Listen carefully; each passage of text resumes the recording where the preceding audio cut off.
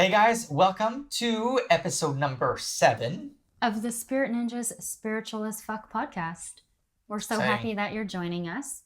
And we're excited about this episode because we're going to chat about religion and stuff. Boom, religion. Yeah. And we will talk about all kinds of stuff around religion and get a little off track with things. Yeah. But it's fun. Get a little wacky. Yeah. It's going to be great. So stay tuned for that. It's going to be fun. Hey, you just turned into the Spirit Ninjas Spiritual as Fuck podcast. The show that aims to inspire, uplift, and questions everything. And now your hosts, Bart and Holly Emerson. All right. So a little bit of backstory is I actually grew up Catholic, Roman Catholic. Okay. How long did you go to church for? Well, for a while, actually. Like 10 years, 5 years? No, since I was born, obviously. My parents would make us go to church every Sunday. Mm-hmm. And up until I was 23, 24. And how did you feel about it? Well, to be perfectly honest, I really didn't like it that much. What didn't you like? I hated being forced into it.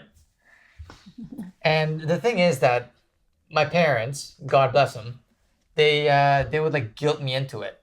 How would they guilt you into it? Well, it was just like one of these things like, oh, you have to go, like there's just, come on, everybody goes. Like this is important. You need to be there. And they'd give us the stink eye and like the disappointment thing. Like those remind me of the answers I would ask my mom about. I'd ask my mom all kinds of questions, and her answer was because I said so. 100%. Isn't a very good reason at all. Yeah, totally. Mm-hmm. I mean, there's a lot of things in Christianity that's great and I resonate with, but there's a lot of things in Christianity and religion in general that I don't necessarily resonate with. Right? Mm-hmm. And I'm not dissing religion at all. Yes. To be clear, this podcast is not a diss on religion. Absolutely not. No. Everybody has their path. Yeah. For me, there are certain parts that I really like. There are certain parts that I don't. But no matter what anybody thinks about it or what their beliefs are, I respect it. And you're able to have whatever beliefs and thoughts you want. It makes no difference to me. It doesn't impact my life. Mm-hmm. So I'm not trying to impress anything on anybody. Yeah, same. So just wanted to get that out of the way. But there are just certain things that I didn't necessarily agree with. Like, first of all, dogma. Dogma I didn't really like. It's like humans, priests would tell you what's good, what's bad. And I mean, sure, maybe you can look into the Bible and you can find some evidence for one thing or another. But I think a lot of what's in religion and in Christianity has been misinterpreted. Mm-hmm. Yeah, I think it's definitely a possibility. I've never been of any religion. I've never been to church on a regular basis. I went to the Mormon church a couple times because I had like a sleepover with my girlfriend who is Mormon, on a Saturday night. And so her whole family would go to church the next day and I was like, okay, I'll go. But that's like literally it. So I don't have any religious background. I don't really know much about religion. So I might ask a lot of really elementary questions. No, feel free. Totally. And it's not like I know everything. And so let's talk about Christianity for now, because that's just my background. There's obviously like the Old Testament and then there's the New Testament, right? The New Testament being, the life of Jesus, basically. Yeah. So like, what's the difference as far as like what's taught? Like, do they just teach both in church? Like both the Old Testament and the New? So it just depends on like what mass or what Sunday you're going on. So there's a schedule. Pull something from each. Yeah, there's actually a schedule. So everything is mapped out for the year. So on this Sunday, you're going to get this reading. On that Sunday, you're going to get this reading. So it flows. And in both or in every mass, there's the first reading is from the First Testament, and then there's another reading from the New Testament, from the life of Jesus. Like the Old Testament, you mean? Yeah, there's one from the Old, one from the New. Oh, okay. and then the priest does like a sermon in the middle. And how long is church? For in the Christian or Roman Catholic religion, it's an hour long. An hour long. And so the first reading is like about half an hour, and then the second is about half an hour? No. They like read like a passage. So there's like, you go in there, you say a couple prayers, Yeah. there's some singing involved, right? Then there's a reading, and then there's a collection basket that gets passed around, then you like shake hands, then you go up, then there's a second reading, then you go up for like communion, and then there's some more singing. It's like this thing that's like. And so, it's okay, like this is formula. going to sound really stupid, and I'm sorry for all of... You've just offended so many people. No, I'm I just kidding. don't mean to offend anybody, but it's literally because I don't know. But like, what is a sermon? Like, a sermon is like the priest talking about what was just read. Yeah, so sometimes it's like commentary about the reading. Okay, okay, that's what I thought. And sometimes he'll do a sermon about something totally different, right? He basically like goes up there and he tells people like, do this to be good, do that to be, if you're going to be bad, stay away from this, right? You got to do this thing if you're going to go to heaven, like it's that kind of thing. Yeah, okay. I figured. But yeah, I'm sorry. I've never invested my time or energy into studying religion in that sense. Like my time and energy in this space is invested in like spirituality and connecting more with my soul. For sure. I think part of the problem for me was when I was younger, there were certain priests that would just totally turn me off, Why? They were just, I don't know, they were just so, they just seemed very judgmental, right? Like here, they were up there supposedly embodying all these like beautiful principles and all these things, like talking about love and blah, blah, blah. But then the way that they would say it was a very big turnoff for me. It was very judgmental. It's like, oh, if you do this, blah, blah, blah. And then on the other side too is you find out certain stories, like the one priest, he supposedly had like a wife, or not a wife, but like a mistress and like a kid somewhere in the States. So you like travel back and forth, right? Because in Roman Catholic religion, you're not allowed to have a wife, right? Like you're a single dude. But, here he was shagging this girl on the side. Yeah. Right. So that kind of stuff, it's pretty hypocritical. It's like, don't tell anybody else what to do unless you have your own shit figured out. Right. And like that guy really turned me off. And then there was like another dude who was like really into like money. So he's like, make sure you give and don't be stingy. Right. Like not in those words, but it was pretty much like that. And he would like guilt people into it. Like I was like, oh, you have to give, like this is important. You have to support your church. And like every mass, he would like go off on this thing about how much money we're supposed to be giving. And I'm like, yeah, but here you are driving a fucking Cadillac. Like, get out of here. Like a brand new Caddy. It was nice, right? The pearl color with the leather seats. Right? It's pimped out. And here he is like begging for money. Like, fuck you, man. Whatever. He's just living the dream. Yeah, there's lots of... I think that's why I never ended up going to church either, because, it just never really resonated with me. I had this one boyfriend when I was 19, I think. We went to... I think it was a Pentecostal church, and they had... You know how, like, churches have things, events, or, like, masses for, like, younger people? Some do, yeah. Yeah. And I can't even remember I think they called it Tahila Tuesday. Oh boy. Yeah. Tahila Tuesday. Woo. Yeah. And so I went a couple times and there'd be like bands that would play. Sweet. And then they'd also Christian rock. Yeah, but is Pentecostal Christian? I think so. I don't even know. Oh boy. Yeah, I think it is. I really hope I'm not definitely offending anybody. I don't mean to offend anybody. I'm just telling my experience. So I went to Tahila Tuesday, and it was just a little. It just didn't resonate with me. I'll say that. Yeah. It wasn't my jam. It just wasn't my jam. And so I've never felt called to, I've never even read the Bible. I'm sinning so many people right now. My God. I've just lost so many followers. Yeah. Unbelievable.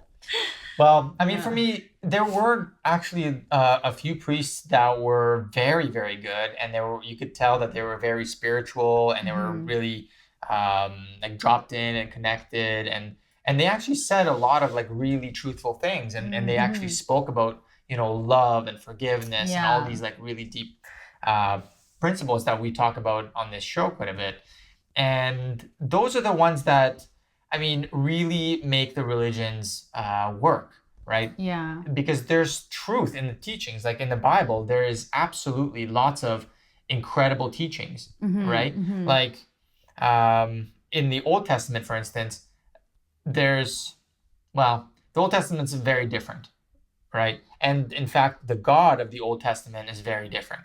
So that doesn't necessarily resonate so much with me because it's very vengeful. Right? It's like eye for an eye kind of thing, which I don't believe. But then on the flip side, Jesus talks about, you know, turn the other cheek, right? Like, you know, when you get like slapped in the face, we'll give the person like the other one to slap as well. And this is a little parable and like. Okay. But it just basically shows that humility piece and just service and love, and it's complete opposite from the First Testament, right? And these priests, I mean, they would embody more of like the New Testament type of principles about love, forgiveness, all these things. Yeah, see, I'm all about those principles. And I do have my beliefs. Like, I believe in spirit and I believe in God. They're basically the same. The universe, that's all interchangeable. It's all the same to me. But my beliefs, I've compiled a collection of beliefs that work for me, and at the same time constantly questioning my beliefs too. You know, maybe my beliefs are wrong, or maybe I need to shift perspectives in certain areas, but ultimately I believe in love. You know, I believe in compassion for all humanity, love for all humanity, and I believe fundamentally that we're all made of love. I believe that our like in our core being, our essence is love and joy. No question. You know, and so my whole mission, goal, life purpose is to get as many people to connect with that part of them as possible. For sure. You know, so I don't know if you would want to call that a religion or not. Love is my religion. Yeah. It's just funny because I know some people would think, oh my God, she's never read the Bible. Like, I know there's people judging me watching this right now. For sure. Saying like, how can you have a spiritual podcast and you're not even spiritual? You know, but my spirituality is just different. Yeah, exactly. Yeah. And I mean, if you look at the world's religions, right, you look at, you know, Islam or Christianity or, you know, Hinduism or whatever, you know, the core principles, there's a common thread between all of them, and it is love, right? It's love, it's patience, it's like all these like amazing virtues and things where you respect one another, you know, you show compassion, all these things.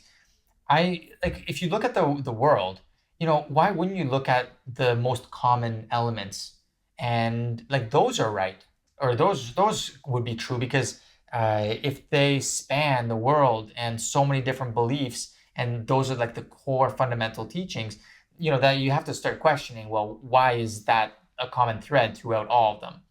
Because like that's the most important thing, right? Yeah.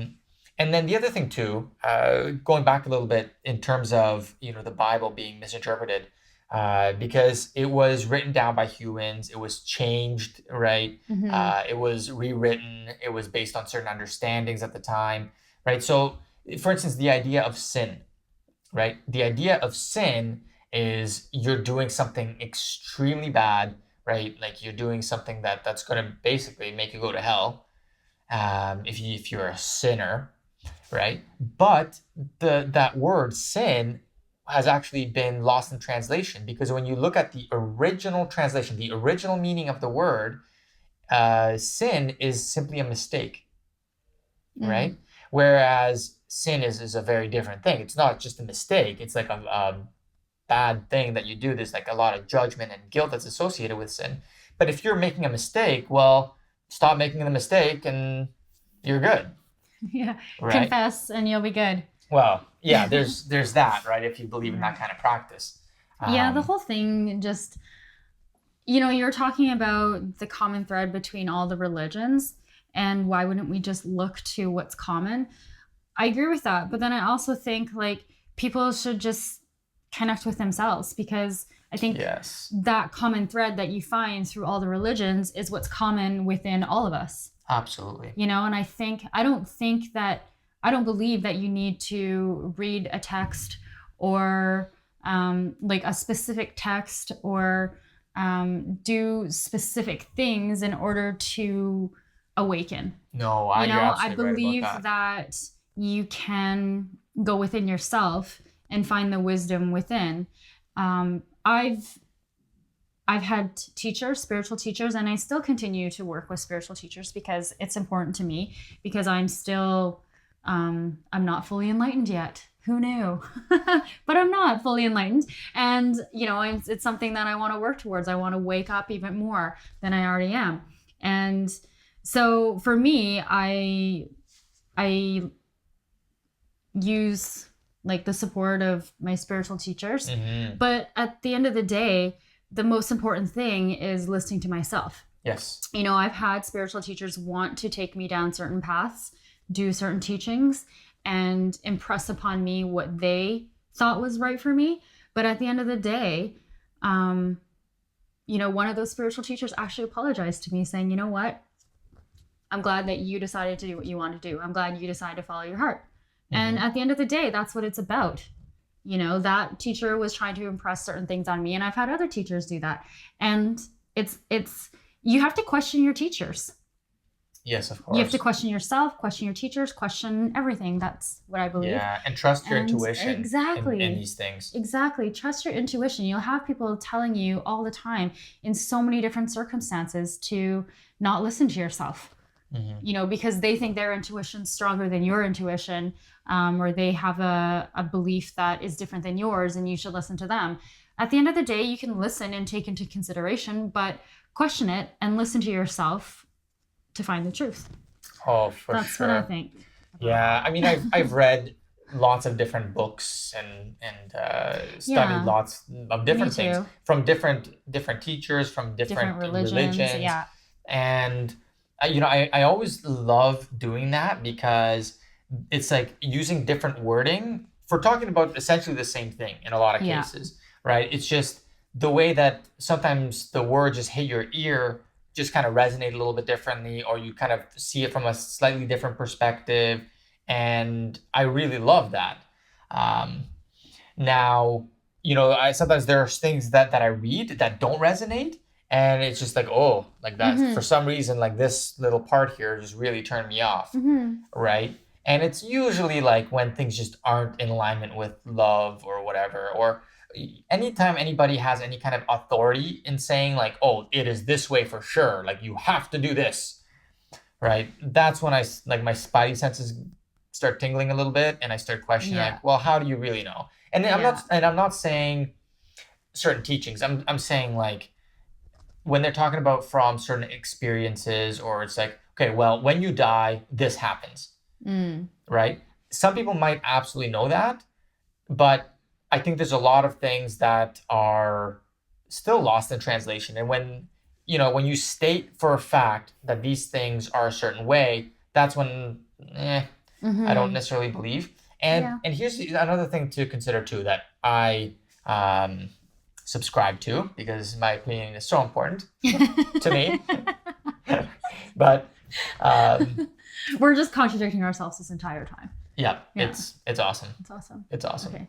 But it's when the ultimate reality, I think, is very, very different than any of the spiritual teachings, right? Let's say spiritual teachings like chakras, or the idea of karma, right? Or the idea of birth and rebirth, right?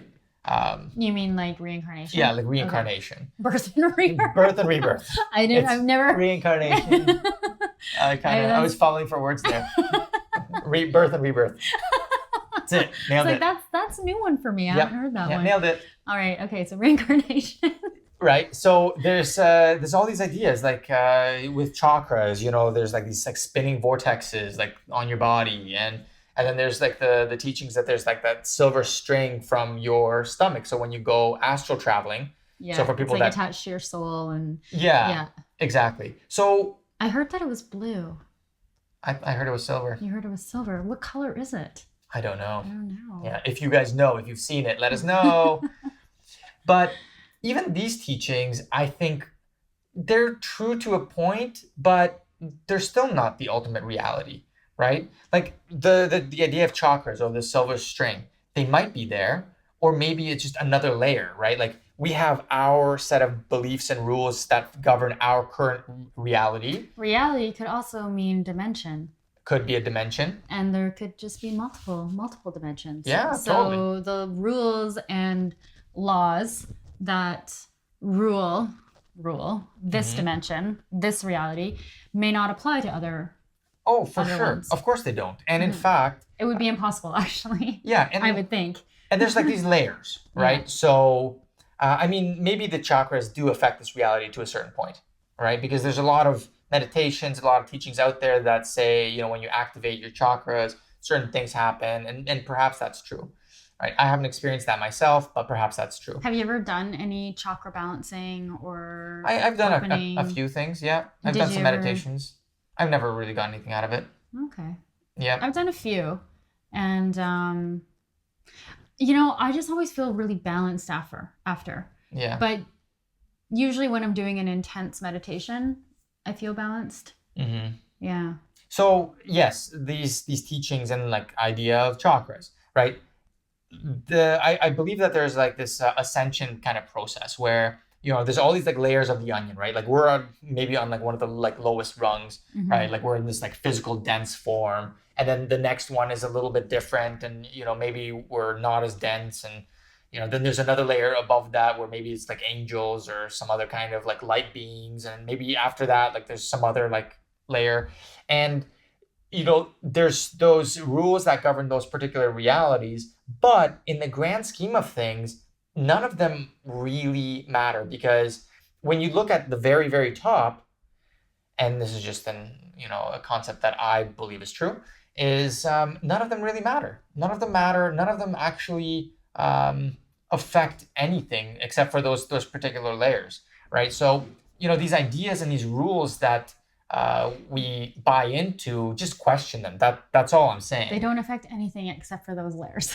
and the people and the concepts that like people believe in, right? If you believe with all your might that chakras in this current reality have a huge effect on your life, and they you do. Well, then they absolutely do, Yeah. right? That becomes your reality. And then what you just said, you kind of contradicted yourself, because you said that you don't believe any of that applies except for these realities. But if you exist in these realities, then it applies to everything. Well, only if as far as you buy into them. But in the ultimate reality, in the huge sphere of everything, in the grand scheme of things, none of them are really true, right? And none of them are really affect you. Like you can be in this reality and you can do some pretty incredible things that people on or beings on the next 10 layers can't do, right? And vice versa. Right? I think that they are true, but they're also not true. Yeah. So it's kind of the same thing that you're saying, because I think it's all just a matter of perspective. Yeah, perspective and belief. Beliefs are perspectives. Yeah, when we come out of that ultimate reality, that oneness, right? That moment before the universe exploded, right? If you believe that happened. If you believe that happened. Yeah. There's a lot of evidence that proved that it did, but I mean, it only did on maybe one in one reality, Maybe, yeah. right? Maybe it actually hasn't happened. Maybe it's happening now. Maybe we're a dream. Or maybe We're this is dreaming happening before it's happened. My God. Because this is an interesting thing too. Somebody asked, what created reality? Was it the thought? So somebody said the future actually creates the past. So it's the ripple from the future rippling backwards in time, which creates now. So it is totally possible with physics, quantum physics, there is proof that it's the future that creates the past. So your thought creating your future, but it's that thought that's actually creating in the past. And so perhaps the Big Bang hasn't happened yet and it's about to happen because we're all thinking about it. Absolutely. Yeah. Absolutely. Yeah, time is one of these things that actually we should talk about time. Day, I don't know if I'm the right person to talk about time. Well, like I understand these concepts, but I don't know if I and I think these concepts, but I don't know if I could have like an intelligent conversation. We should have a conversation. Around... I'm going to show you some stuff. I've seen a lot of stuff in this. Like one of, I've been taught a lot of stuff about quantum physics and reality and timelines and states and stages and different dimensions and realms and stuff. But I just don't know if I'm the right person to actually articulate these concepts to an audience. Well, we'll do that one day. One day we'll talk about time. But it's totally true. Like we now have absolute proof that time that we think is this like constant thing. It's like, 1 second is this much time, but it's actually not at all, right? Mm-hmm. Like for instance, satellites in space, because they move at a certain speed, I'm getting a little off topic here, but they have to be calibrated a certain way because the time out in space, because they're traveling faster than we are here on Earth, the time out there is actually slower than it is here. So if that clock in those satellites wasn't slowed down slightly, then the clocks wouldn't be synchronized, and then they wouldn't be able to function. Mm-hmm. It's wild, these concepts, and like this is it's like actually part of our physical universe. Yeah. And so how can you possibly believe time exists the way you think it exists? Because that in itself proves that it doesn't. Yeah. In our reality. Because you might say, well, it's not in our world. No, it's not on Earth, but it exists in our reality. Mm-hmm. Yeah. Definitely. Anyway, we were talking about religion. We got totally off topic. Yeah, we totally did. Sorry, peeps. We don't really plan these. Yeah. We just kind of pick a topic and just start chatting about it. Yeah, it's great. Yeah. So going back to religion. Let's bring it full circle somehow. Yeah, for sure. So with religion, and let's bring in time into this, I think that even like Jesus being here on Earth, because I actually do believe that the dude existed and he walked around. The dude existed. Jesus. Yeah, fucking Jesus, He existed. He was on the planet. He did some like pretty wacky stuff. Some pretty spiritual as fuck stuff. Yeah, big time. He was like, really the guy on was the legit. game. He had serious game, that dude. Oh my God. Like he was able to do some shit. But when he was here, he basically like planted a seed that's been growing throughout the ages, right? And as much as the religion has kind of taken some twists and turns throughout the ages. Yeah, it sure has. Right? But the resonance behind it, like when you say the Lord's Prayer, for instance, and when you actually listen to the words and you really consider what they mean, like it's mind-boggling how deep that is. And by saying that prayer, by millions of people or even billions of people, like when you talk about history, people that have passed away, that prayer has actually started to build a certain resonance. Of course it has, yeah. And it's extremely powerful. So when you say it now, it can have some huge effects in our own individual lives, right? And same with Buddha, right? Like the teachings, as much as a lot of it was lost in translation, and now people are, looking for something that isn't necessarily there. It's kind of been twisted a little bit, but those core teachings have grown, expanded. And I mean, this is proof. The fact that we're here having these conversations about spirituality and there's an audience, hopefully. Hopefully. Hey, guys. Hopefully there's an audience. Hopefully someone's out there. That's proof in itself. Yeah. 50 years ago, these conversations, like, we would have been looked at with, the stink eye, big time. Like, our neighbors would be... Those wacky people. Oh, those wacky there Canadians. would be a lot of judgment. There's a lot of judgment now, I'm sure. But yeah. Regardless, throughout the ages, like, we are at a time where these ideas are absolutely changing. And religion is changing. Like, look at the Catholic Church, the Roman Catholic Pope. He basically came out, John Paul II came out and said that there's no such thing as hell. Yeah. Like, yeah. What? Well, it's all people's interpretations. Now, I'll give you an example too of one that's happening right now. So there's the Bible, and everybody says, well, the Bible isn't really, well, maybe not everybody, but a lot of people say how the Bible is interpreted is actually not how it was meant. Mm-hmm. You see that now with my favorite poet, Rumi. Rumi is known for all of his poetry. He's extremely, extremely famous now. And all of his poetry is love poetry. And most of the times when I see Rumi being used, it's love for another.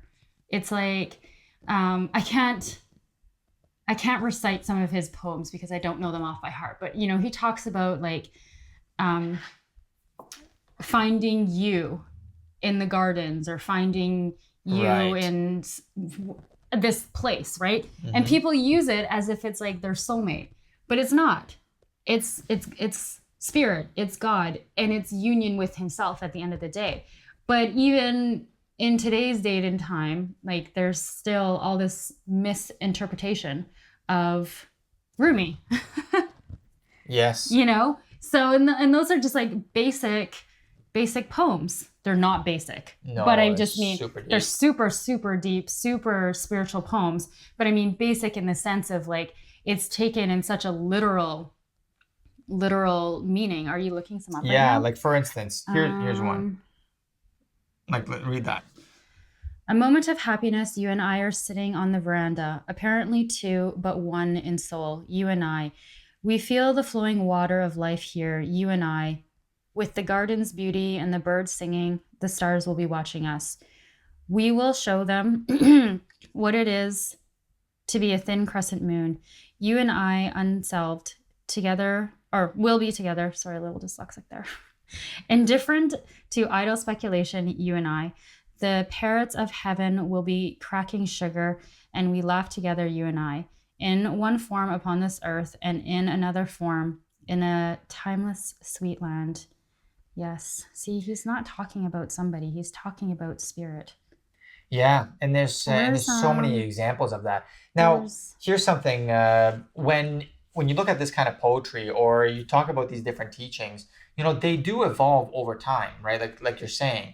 So it's like, when the teaching comes out, even the person that said it at the time doesn't necessarily mean that they know where it's coming from, right? It could be they're tapped into a certain intuitive part of themselves, whatever, and this teaching comes out, right? It's written in a book, somebody hears it, whatever, and it's like, I see it as almost a seed, right? Mm-hmm. And that seed, it resonates with somebody at that particular time, so it enters their conscious, mm-hmm. and then something grows out of it. And that teaching evolves, and it becomes this incredible big tree that has so much. It has fruit and leaves, and it's like this big thing. Yeah. Right. So same with let's say the teachings of Jesus. We've seen them from a certain perspective, right? But these ideas and these layers are now being discovered as we go along, that it's actually a lot deeper. And in fact, a lot of spiritual texts are written in a way that is not, it's like a vertical kind of direction where every time you read them, you get a different nugget. Yes. This is what one of my teachers said. He said, actually, two of them said, that with true scripture, there's actually, I think, at least 7 layers of meaning, and it's vertical. It's not like it's a vertical meaning. It's to bring you to ascension. Exactly. Yeah. And so when you read it, you'll get one nugget, and there's so many layers to a true spiritual text. And that's why I've been reading Course in Miracles for the last 20 plus years now, over and over and over again. I always come back to that one text because every time I pick it up and I read something, I get something totally different out of it. Mm-hmm. Something deeper, and it just gets more and more profound every time around. Like, it's craziness. Yeah. I finally found the poem. Yeah, read it. This is the Rumi poem that I was thinking. Well, actually, there was a few, but the minute I heard my first love story, I started looking for you, not knowing how blind that was. Lovers don't finally meet somewhere. They're in each other all along. Yeah. See, but people think that that's like a soulmate lover. Mm-hmm. But it's actually like you yourself, source within yourself. Of course. Yeah. Of course.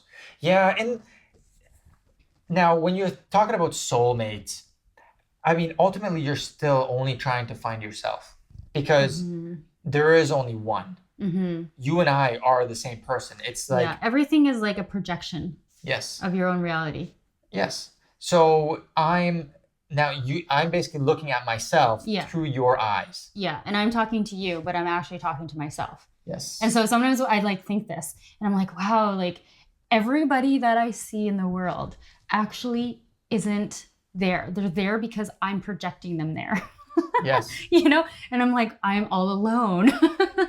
Yeah. It's just me. But then they're me too. So then I'm actually not alone. Yeah. But it's like this weird tripped out thought. It is. About what reality actually is. Yeah. And when you start realizing like all the people in your life, they're almost like players. It's almost like players in a game, and none of this it's real, but it's not actually real. Yeah, totally. It's pretty cool. It's pretty cool stuff. But I think we totally went off topic there. Yeah. And I think we've kind of exhausted the topic for the time being. Perhaps, but I think we might have found some other topics we can talk about.